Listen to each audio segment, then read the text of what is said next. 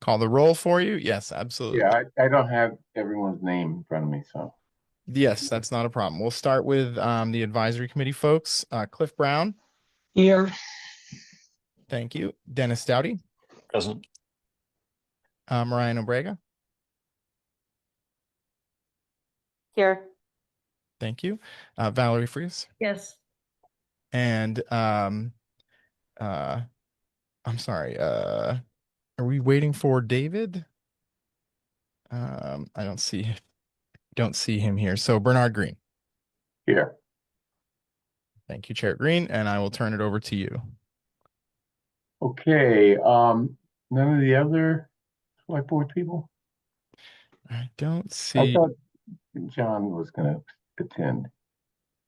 Yeah, I'm not seeing John yet. Okay, no problem. Okay, so let's start off with approval of the minutes for May 22nd, 2025. I assume everyone has read them, relatively short. Any edits or corrections?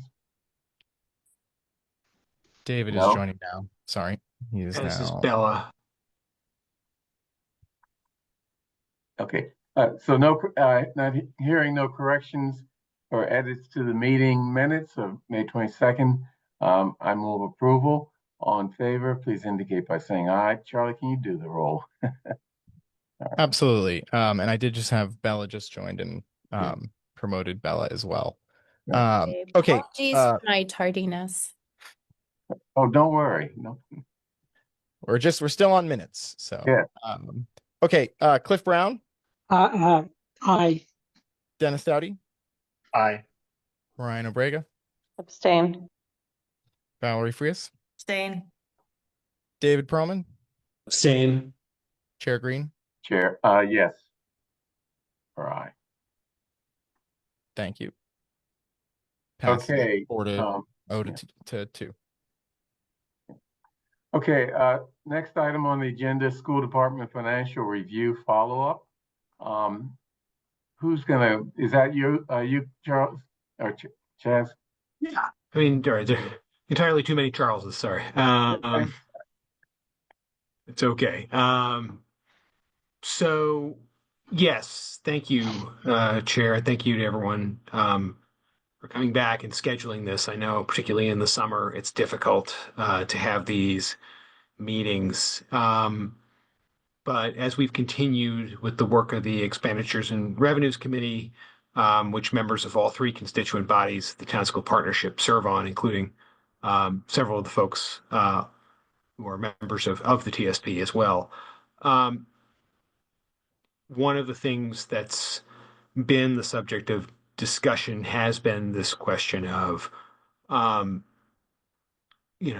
being able to have a clear picture of what's happening and um, being able to kind of move forward together with some of the broader questions of how things function. And really, that's been the theme of my time with the Town School Partnership over the last almost 3 years now.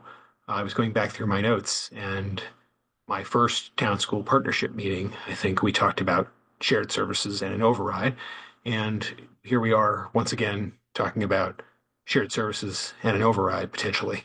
Um, and so the big difference between 2022 and now is that we've had this report. I think we have all acknowledged the limitations of that report, the speed with which it was conducted, the breadth of the scope versus the time that they had in order to complete it. Some of the questions that remained unanswered, or not answered necessarily fully or to the satisfaction of some of the folks asking the questions.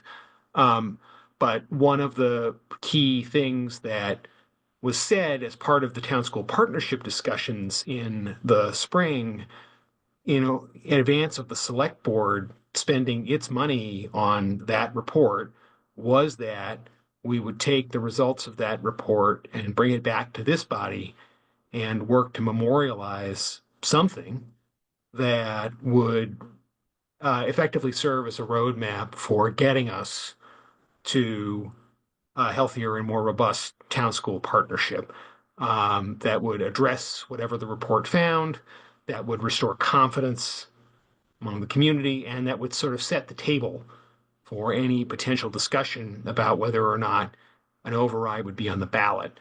And since then, I think because really there's just been so much to do on the school side in particular, and I want to be cognizant of the hard work that the chair and Mariah and Bella and Susan Givens have done in the last several months just to get things up and running in terms of senior leadership.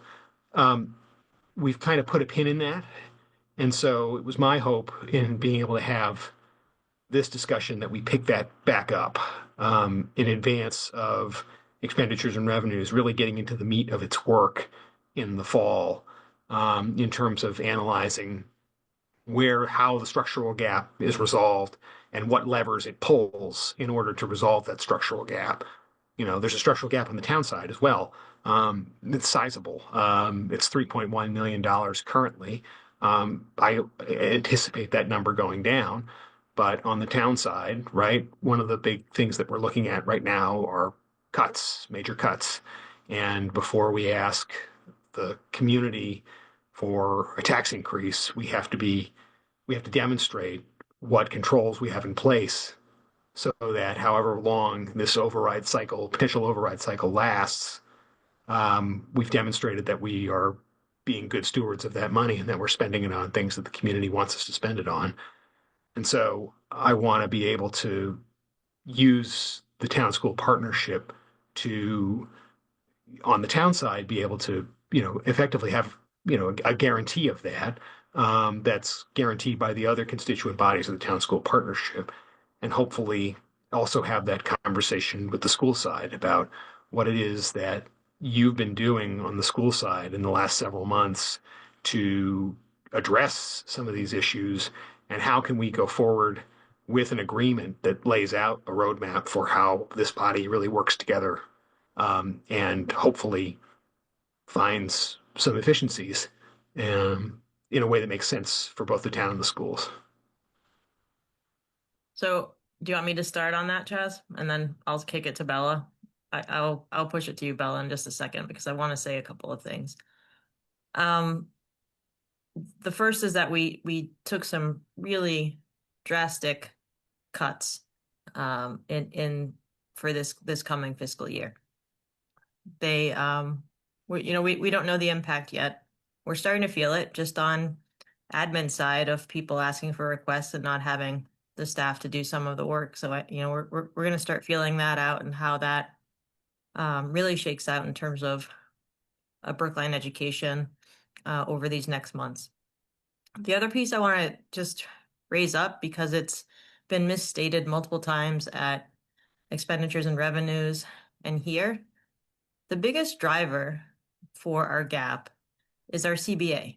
It is not special education. It's not mismanagement. It is our CBA. As Susan has said many times in various forums, it was something like 5.2, 5.3 million for FY26. Susan will correct my math if I'm wrong, but I think it's going to be closer to 7 for the coming year because of the structure of the contract. So I just wanted to set that out because I do think that there is a narrative that there's lots of mismanagement and that somehow special ed is the special ed. We had some challenges, obviously. We had a person who was not following policy. We have some settlements that we need to review as they roll over. They aren't going to all get done at once. They roll over a 3-year cycle. And we have Karen in that office doing great work there. So I just wanted to say that before kicking it to the superintendent and deputy superintendent to really start fleshing this out. Actually, Okay, I might ask Susan to maybe address the structural deficit a bit more. Sure. So certainly staff is a huge driver of costs in the school department. We are providing a service and so therefore the majority of our money is tied up in salaries. but it really is born out of what student needs are. And so there's all kinds of costs in addition to that that drive expenses up. So some other areas, of course, special education transportation is one area where we have seen costs rise at a very high pace. But those are really mandated services associated with meeting the needs of students.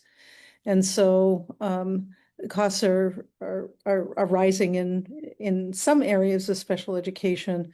They're also rising in other areas on the town side that certainly have an impact on the amount of money available to the schools and the town. And one of those big drivers is, of course, benefits.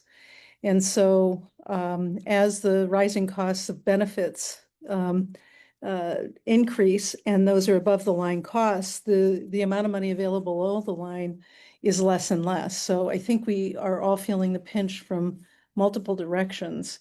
But special education has had some rising costs, but it's not a Brookline issue. I mean, these issues are being felt across the country, really, as the range and variation of student needs have grown over the course of time since the pandemic. And those are not expenses that we can ignore. We have to meet the needs of every child that walks through the door. And we're trying to do that and contain costs in a variety of different ways, including bringing programming in-house, which we talked about in the last budget cycle. So when I look at just quick numbers in terms of expenses, we know that the breathing costs of the contract are about $6 million, a little less than that this year. It'll be a little bit more than that next year. We have a structural deficit that has been rolling forward over the last couple of years. And that's a couple of $1 million. And then any other area in expense category that goes up from there to meet the needs of our kids and the contracts associated with providing education will also rise. So I had given a quick number in the summertime of about $10 million. I'll refine that. As soon as we can get school open, we'll be able to take a little more of a deep dive into our expenses and do some more calculations and provide you with some tighter numbers in terms of what our projections for next year and the next 2 years to follow will be at that time. Jazz, you have your hand up? I'm sorry, it looked Are like you- Bella wanted to add to that. If you have something quick, Chaz, I was Oh, gonna go for continue. it, please. Okay. There's something that Susan said about part of the structural deficit rolling forward. You all know this. Susan's finished 2 years. She's entering into her 3rd year. It means she did not build the budget for FY24. And FY25, when it was built, would have been in the early part of her time coming to Brookline. And so it was built somewhat on the premise of FY24, and it was really during FY25 that there was a fuller realization of some of the structural deficit rolled forward. And so in building FY26, she's more assuredly, because this one is built on what she knows of actuals of FY25 through the last budget cycle, all the reductions that were made. So FY26 is more reflective solidly of the structural deficits that's defined. And I think it's sort of a stable sense that will move forward as we look at FY27. I really want to appreciate Chaz and Melissa in being in orienting me. And so understand that when I started, there were we have 3 interims currently of the 4 cabinet level positions. And so in the time that I've been here, I've really dived deep to understand pretty all aspects, OTL, OSS, OAF, all of that, and also getting to know the leadership team, the principals, and our newer deputies, and also working with Susan. And I appreciate meeting with Chaz and Melissa as they know I've been going through this process, also meeting with leadership across across the town departments. I probably at this point have committed 70 to 80 entry interviews with everyone. And I have reviewed this CLA report initially when it was first issued, and then I've looked at it again, and I looked at it again today in fuller depth with Susan, and just, you know, have a much deeper understanding of all the pieces that are there. I feel many of the things have been addressed that were concerns. If you think of the CLA report when it was drafted as a snapshot in time, I feel very good about the OSS programs. I feel good about the monitoring of those expenses. We have new senior leadership in that department, and it's made a huge difference. We have new senior leadership in OTL, and that is also making a difference. So I actually feel the things that were cited there clearly has been room for improvement, that we're on that path. I would appreciate if Chaz were to agree that if I could meet with him and Melissa one more time and actually go through the report bullet by bullet, as well as the proposed MOA bullet by bullet, to maybe come to an agreement about where things stand. Well, I've met with Chaz and Melissa several times. We actually haven't done that with the agreement, and if we could do that, I think that would move us forward. I think to I don't know, move us forward in an agreement of hopefully about where we are and some confidence about what we can look forward to. And I agree, this is an important discussion that we should have and resolve as we plan for other things that will come, building the budget and forecasting and what might happen in the spring. Thank you. Chaz? Yeah, thank you very much. I really do want to again appreciate the leadership of Val and Bella and Susan in all of this. There has been a lot of progress on the school side. I know that to be true. And I know that the team that's in place is working really hard on this stuff. And from my perspective, what it's about is about giving the public that confidence, and making sure that they see what we see, and making sure that they know that the issues that were raised would not be repeated. And I think, agree very much with Val and want to reemphasize that to the extent that that's been, you know, an issue in terms of how we framed this. And I apologize if that's how the kind of it's been taken. We know, because it's true on our end too, the primary driver of cost increases is wages and benefits. It's 88%, I think, on the town side and 86% on the school side. That's it. That's pretty much our budget. Everything else fits into that very tiny fragment of the pie chart, as opposed to, you know, the cost of personnel. And so, but I think the key issue here and the reason why there's been this focus on some of the other issues is that those are known costs, right? The school committee entered into that agreement knowing what it would cost, knowing that the amount was 8% in FY25 and 9% in FY26. And again, this not to say, you know, those decisions are made. The school committee has plenary authority to make those decisions. It is what it is. You know, in the same way, we made agreements with the police department and now with the fire department that are going to cost a lot of money on the town side to resolve, and we're going to have to figure out how to pay for those. We are already paying for them by not filling some positions in the police department. So I understand very well the realities of a situation where you agree to a contract that's difficult to fund, but that's not an unknown expense. And so when we talk about where the delta is between what we knew was going to happen and what we didn't know what was going to happen, that's where that focus has lay. And so I want to be sure that folks understand that we're not ignoring that issue. That issue is critical and it's central, but it's also something that we've known about, you know, for several years now.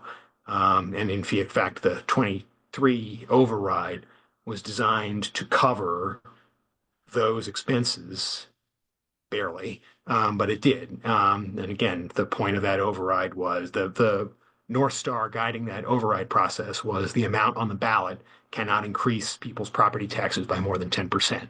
So you had Pierce on the ballot, and that was 6 and change percent. And then you had the operating override, which was around 4%, and that made up 10%. And so, constrained as we were by the debt exclusion, we did our best to make those numbers work. And I think that's what we're seeing now is that there was very little room. And when unexpected expenses came up beyond the CVAs, that's what pushed us and is what is now pushing us both on the town and school side. So I do think it's important for us to acknowledge that we know what our personnel costs are. We didn't know what our benefits costs were going to be. We knew what our wages were going to be, and it was the benefits that really wound up being the big issue there. And I think it's important for us to communicate that clearly to the public. Dennis, you had your hand up? Yeah, I raised my hand before Chaz spoke, and Chaz actually said a lot of what I wanted to say. But I think it does to the point that you were making earlier, Chaz, about setting expectations with the public and communicating to the public that we're viewing these situations seriously. I think it does a disservice if we kind of present using passive voice language, the idea that a contract exists and is a barrier to our ability to balance our budget. Because, as Chaz says, is a decision that we made, and we should be focusing entirely on ways in which the environment has changed from the expectations that we all entered into and what our responses to those changes are. So as Chaz said, the fact that the benefits costs are different than what we originally anticipated, great. Let's talk through that. Let's figure out what we do about that. But let's not just present the idea that we have a contract with for staff and oh well, what are we going to do about that? No, I mean it's a conscious decision, and we make conscious decisions to resolve it. And I do think one of the things that I really liked in the MOU when we get to it was the idea that there were regular communication from about the upcoming budget prior to the budget being released. So there's an opportunity for some of these discussions to happen in more real time over time, rather than dealing with issues as either a fait accompli or as I don't have the right language to use here, but one of the problems that the advisory committee has often run into is being presented with information so late in a cycle that all we can do is be obstructionist rather than collaborative. So those are the two things I wanted to get on the table right now. Okay. Mariah, did you have your hand up? Thought I saw someone's hand up. Yeah, give it up now. Go ahead.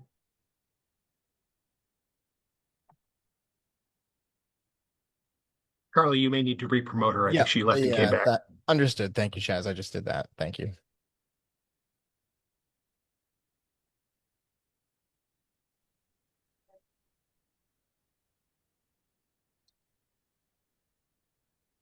Mariah?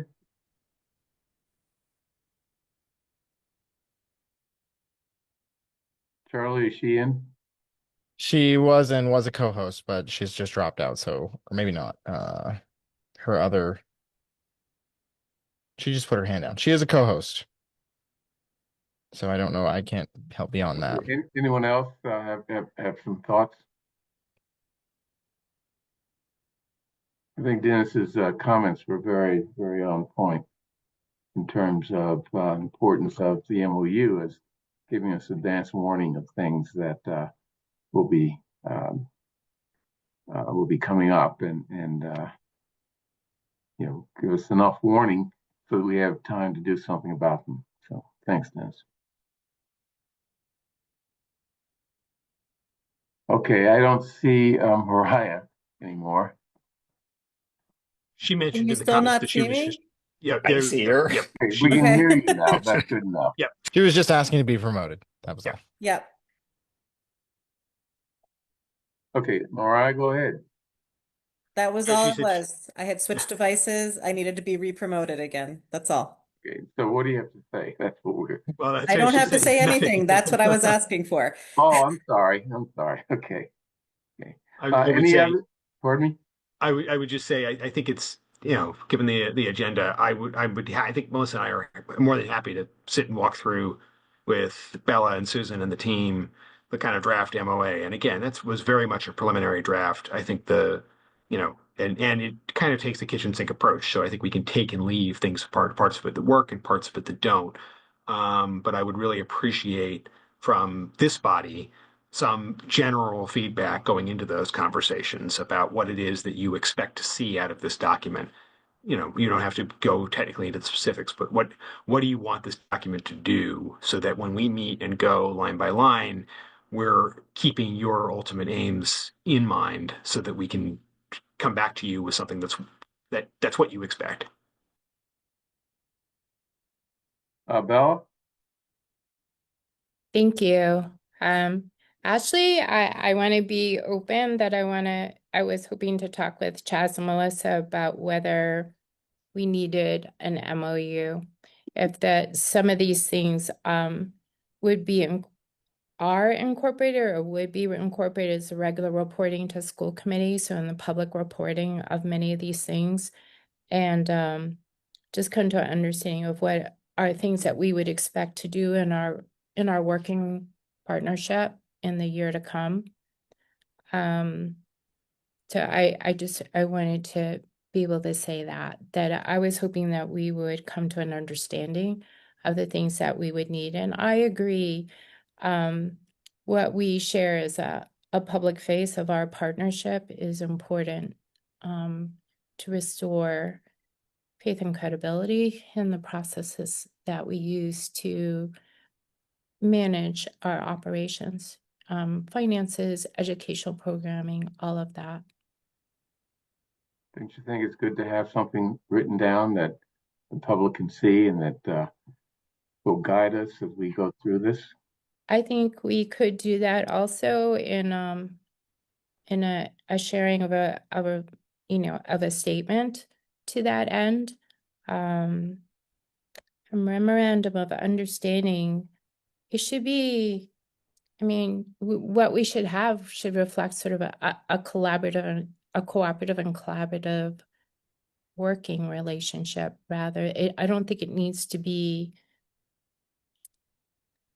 encapsulated in MOA, and the idea that it needs to be done is a statement in of itself. I feel positive about the meetings I've had with Chaz and Melissa so far, and also with other leadership in town. I think everyone looks forward to smoother operations, greater transparency, greater assurance about how we're monitoring our systems.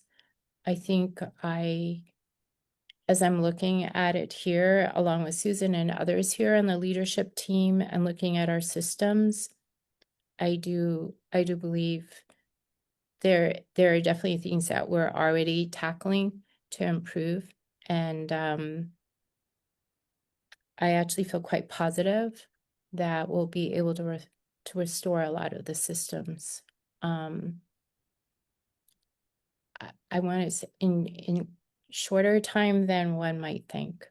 And so I would really appreciate being able to work with Chaz and see how he feels about that. And if not able to convince Chaz, well then there you go. But I would appreciate the time. And I've said to Chaz if I could just have a bit more time. And I've shared a lot about the things that I've identified and things that we're working on. Great. Chad had his hand up, and then Cliff. Yeah, and I think, again, just to reiterate, I've really appreciated the outreach and the efforts on Bella's part since she's been here. It's been drinking from the fire hose. It's really an impressive effort to get to where you've gotten to in this amount of time. It's not a trust issue there. It's not a trust issue with you or with Susan or with Val or with anyone that I've spoken to. It's that I've spoken to 20 different people since I've gotten here in September of 2022. You're not going to be across the table from me next year. I'm sorry. That's just true. I mean, you might be, and I would be very grateful if that was the case, but you are an interim superintendent. Your contract is for 1 year. You have the opportunity to extend it. I think you're doing great work, but I don't have any confidence that the person who succeeds you will be as open as you are. I just don't. I've been in this position for 3 years, and I have not gotten the level of commitment or respect, frankly, that a partner, a co-equal partner in local government, I think deserves, right? We have been trying so hard in the last 3 years to pull the school department along. We have been really, really struggling. And I hope you can hear the frustration in my voice. And I hope the community can hear the frustration in my voice. We want the schools to succeed. The schools make the community. People come here because of the schools. So we got to make the schools work or the community doesn't work. And that has been my overriding goal in all of this work, is to try and have a positive, memorialized working relationship with the school department. And I don't have it. And I've never had it. And that is extremely frustrating to be working the single largest town operation that works for the schools is the building department. The memorandum of understanding that governs what the building department does for the school department is lost. We don't have it. It was written in 1993, and neither the town nor the schools has it. That's crazy. We need to do better, and we need to have documents that we can point to. You can point to if the town is not holding up its obligation, and we can point to if the schools are not holding up their obligation and say, see, this is how we do business. That's the only way forward here. So I really do appreciate the work that you're doing. And I hope the frustration you hear is not, I hope you don't take it as directed at you. It's not. It's directed at the whole process that has led us to where we are now. We've got to have pieces of paper that we can point to that document what it is we're supposed to be doing for each other. Period. End of story. Okay, Cliff.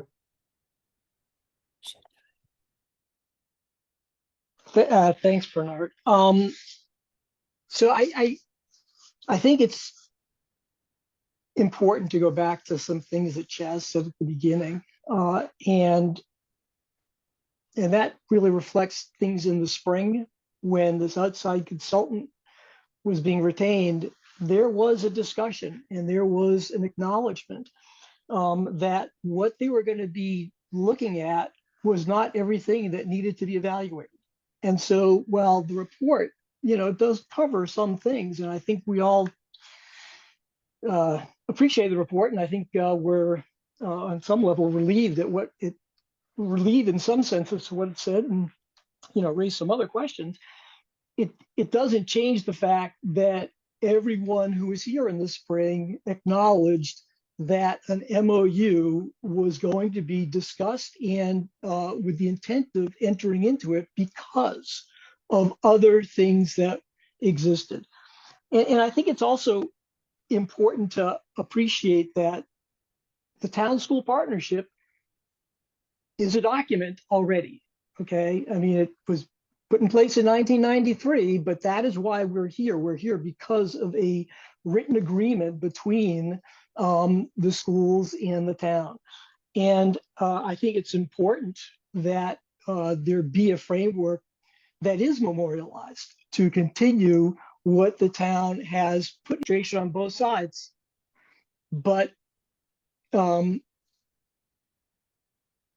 does need, in my view, we need to do something different than what's been done before. And, I think this memorandum of understanding would help the parties get to that point and maybe have us work better together than we've been able to. So thanks.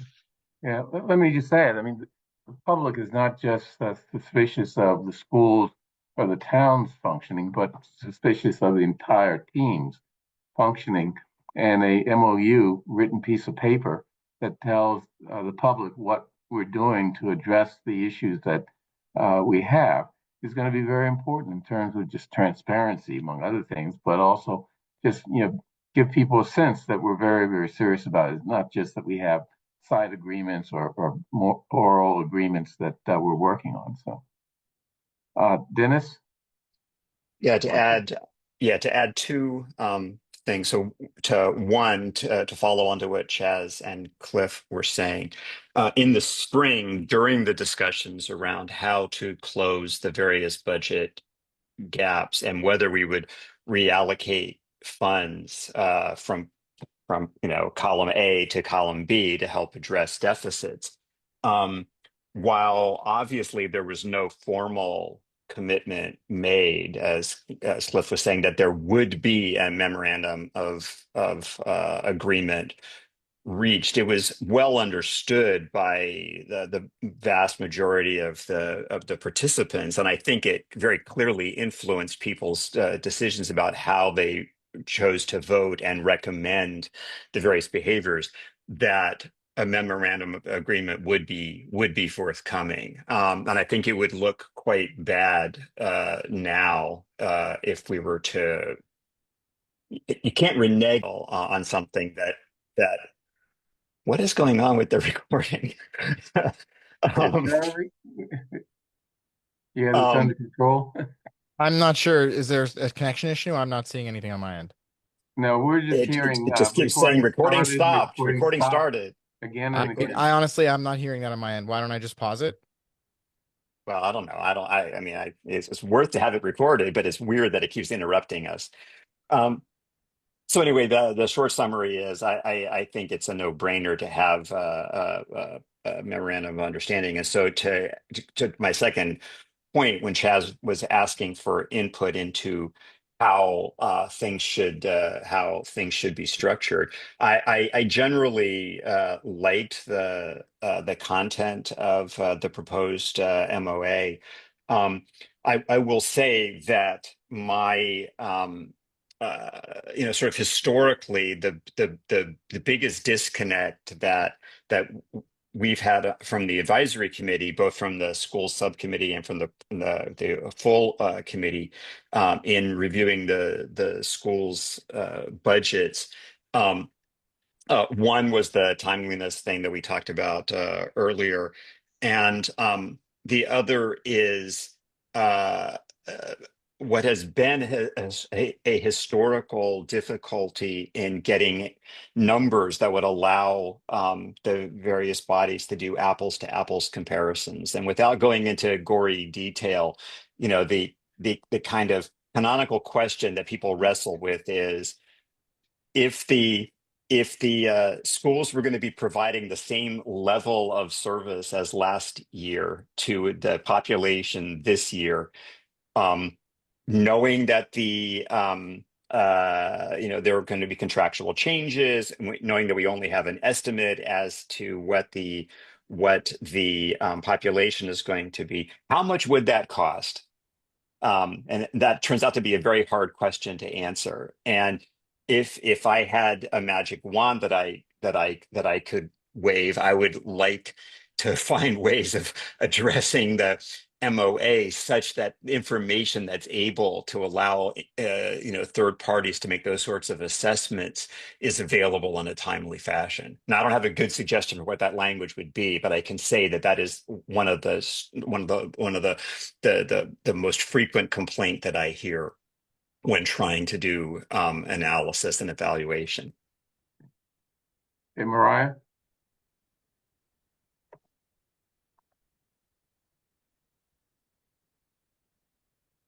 Mariah, I think you're, you don't want it? You don't want to can't hear her. No, she wants to speak, but we can't hear her. Can you hear me now? Yes. Okay, I think I just had my speaker covered up. So, um, a couple of points. First off, I want to say thank you to, or I want to sort of +1 on Bella's idea of taking this conversation into the smaller group and having the staff work together on this. I think that that makes a lot of sense. With that said, Cliff and I worked on a revision of the town school partnership document. Oh, 3 years ago? Okay, Cliff, yep, Cliff Oh, knows, 3 or 4. 4 years ago.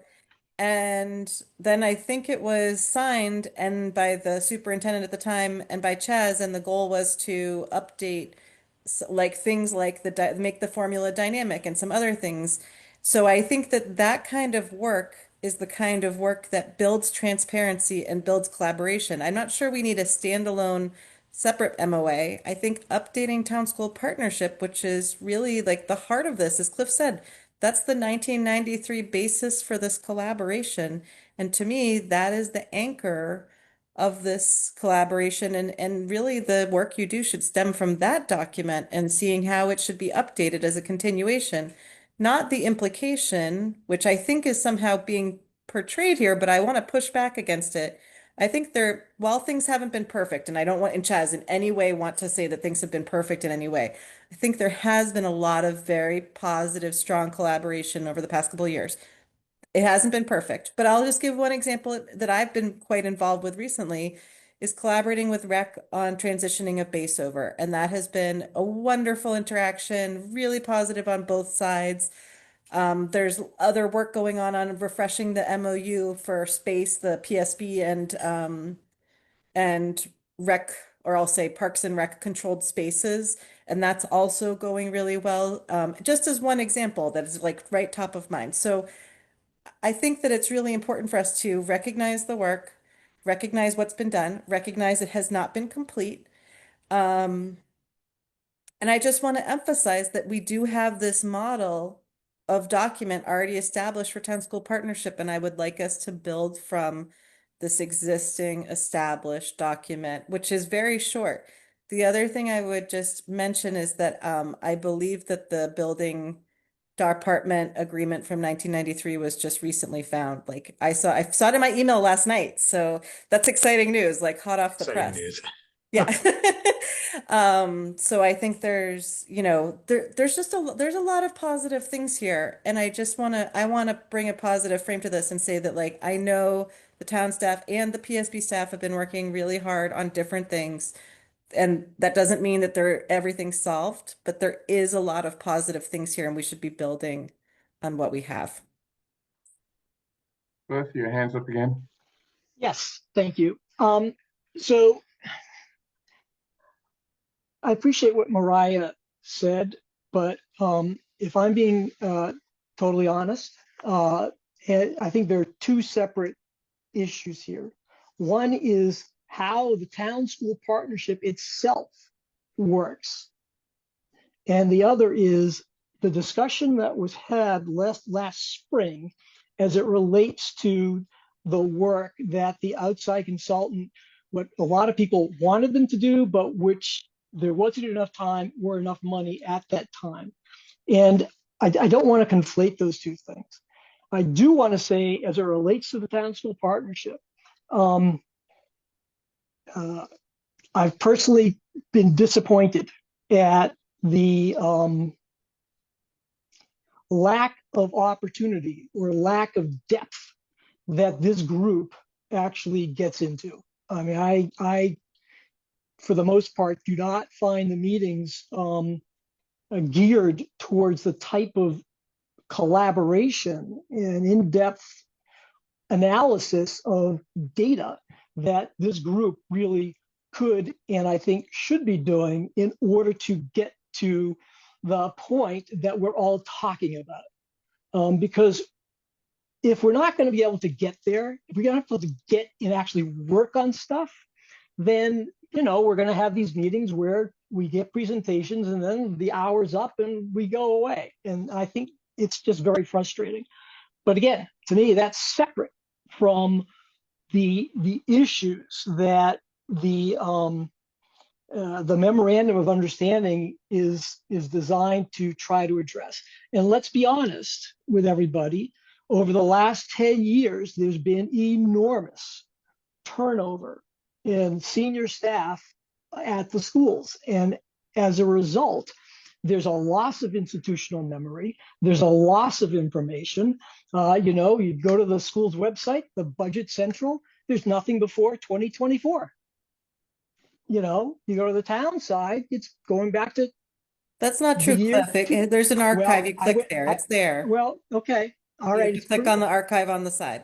All right. Well, okay. Let me restate that. It is very difficult for someone to just go there and say, here's the Budget Central.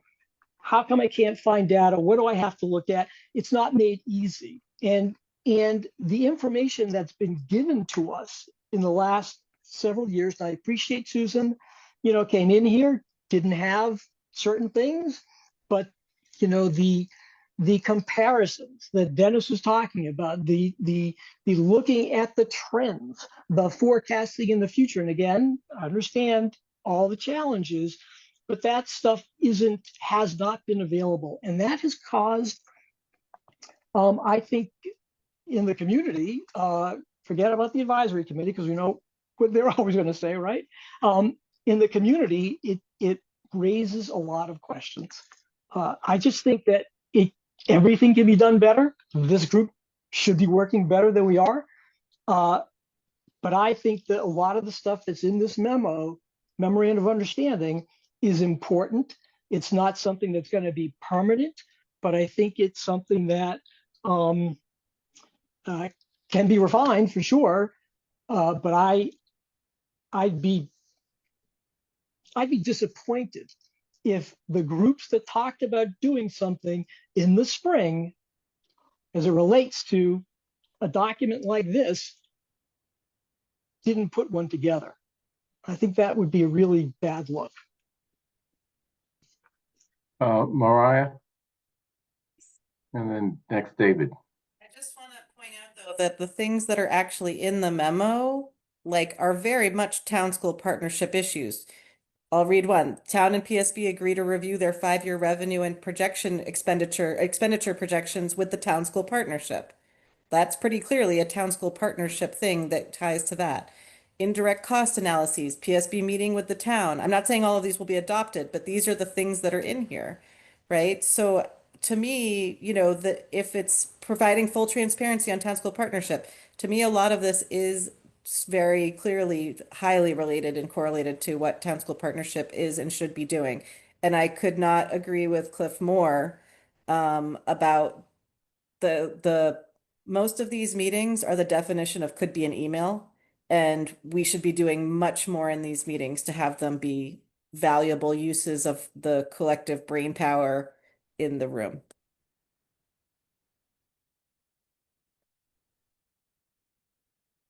David? I think Cliff touches upon an excellent point when he references that this is not just what advisory committee thinks. It's not just what the town side thinks or the school side thinks, but also there's the public trust element here.